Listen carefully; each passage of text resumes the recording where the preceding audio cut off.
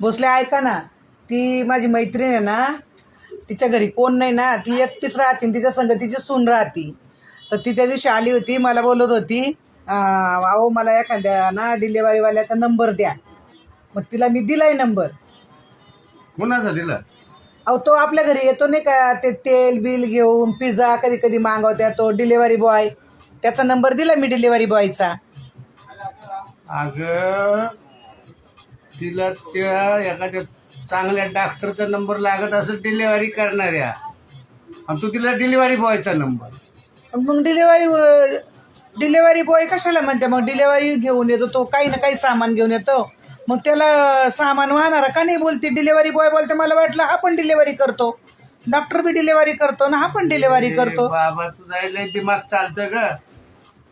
मग जाऊ दे, मी देऊन टाकला डिलेवरी बॉयचा, जे होईन ते होईन आता.